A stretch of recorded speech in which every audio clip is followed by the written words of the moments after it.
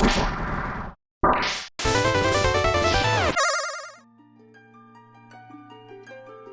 everybody, I'm PeanutButterGamer, and this is the final Zelda month video. We've had some good times, and we've had some bad times.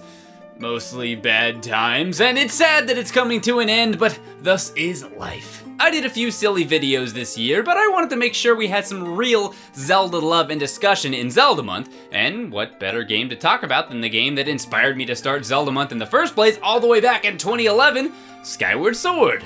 I know that a lot of people love this game, and I know that because I read comments on my videos and messages on Facebook and Twitter of people telling me that they love it. But at the same time, it does seem to get a lot of flack on the internet. As someone who genuinely loves Skyward Sword and has since it came out, I wanted to present a more positive outlook on the game as an alternative. But I wasn't sure if I could do the game justice on my own, so I gave up. See you all next year for Zelda month 2015, bye-bye! Okay, just kidding. I went over a few really solid options, and when none of those worked out, I called my friend Yungtown. Hey everyone, I am Yungtown, and I absolutely love Zelda. PBG and I actually may be long lost twins or something because we have talked about The Legend of Zelda for countless hours, particularly Skyward Sword being the main topic of discussion. It's a game we both hold near and dear, and we would finally like to share some of the reasons why we love it so with you, the internet. Since we're talking about Skyward Sword, you would probably expect us to address some of the most popular complaints that people have with the game. One of those complaints being that it's linear. Now, people have come to expect typically an open world to explore when it comes to a Zelda game, and while this one can definitely be linear at times, other people praise its shift of focus at being arguably the most story-driven Zelda game in the franchise. Some people have issues with the motion controls, but personally, I didn't have a lot of problems with it. I always felt that they were really precise, and I only had to recalibrate a handful of times. Another issue with the game is that the overworld is barren, while on the other hand, Skyloft is very much alive and possesses many activities and different things to discover. And a lot of people didn't enjoy fighting the imprisoned and Girahim multiple times, but those fights aside, I feel like the game had some of the more enjoyable boss fights in the franchise, and partially because of the motion controls. We could go back and forth like that all day, but that would be pointless. People are gonna like what they like, and people like Zelda for many different kinds of reasons. We don't want to tell people what they should or shouldn't like, or what they do or don't want in a Zelda game. The purpose of this video isn't necessarily to change the opinions of anyone who doesn't like Skyward Sword, because we can't. As mentioned earlier, we just want to gush about Skyward Sword and talk about some of the reasons why it's special to us. And usually our conversations revolve around some of the most subtle yet important aspects and themes of the story. So, let's do it.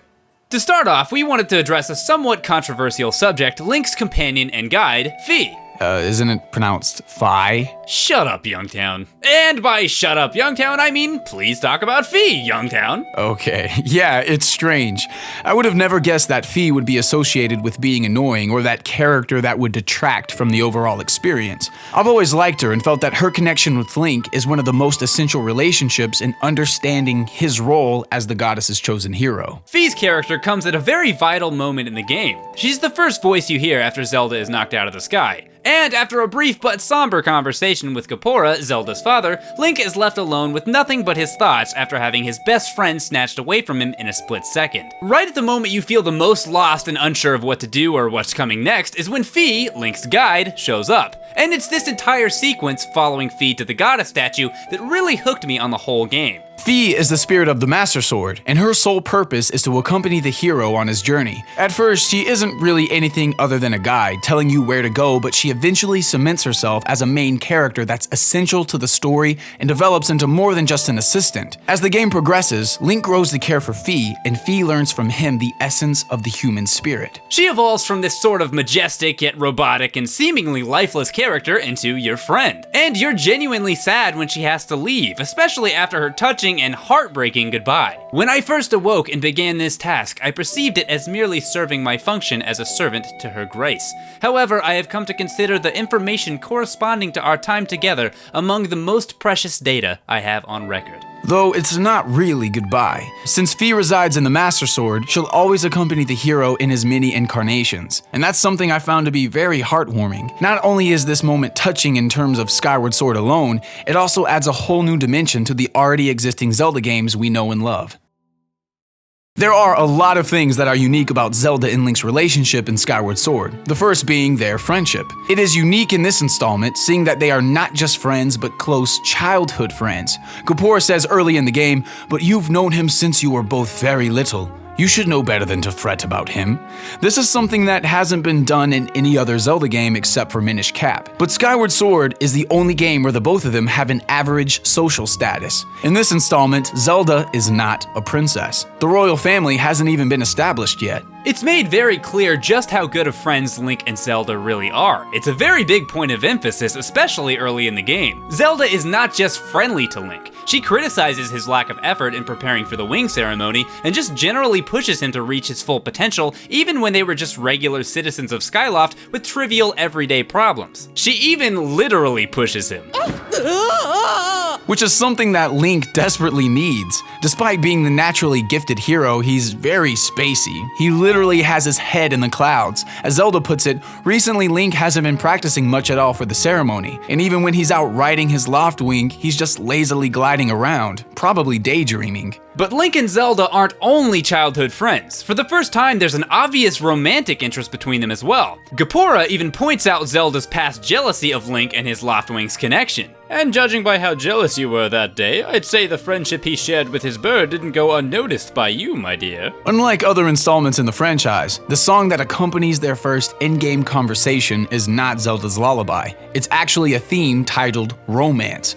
And this further establishes the fact that the connection between them is more complex than your average Link and Zelda relationship. So they're not just friends or just romantic interests, they're both. And I think this is something that's more important than it may appear on the surface level. As I played the game, I was compelled to complete whatever task was laid in front of me because I genuinely cared about Zelda's character and was concerned for her well-being. They make you feel attached to Zelda by making it obvious that Link is attached to Zelda. In fact, Link doesn't even seem interested in anything Fi has to say until she mentions Zelda. He even runs up to the sword after she mentions her. But that's not to say that Zelda isn't a strong character herself. She has a sort of royal authority to her even early on. She stands up to Groose and his lackeys way before she discovered her true identity. Link isn't even considered important at the beginning of the story. It's Zelda that's important. As Girahim points out, not that your life or death has any consequence. It's just the girl that matters now, and I can sense her here, just beyond this door.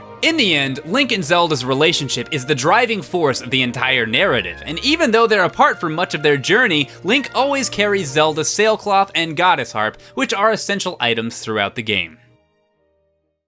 Because the game is the prequel and first in the timeline, it's important to note that the game's theme is also about awakening, or birth. In the narrative, all the main characters go through their own process of awakening. And let's start off with our main character, Link.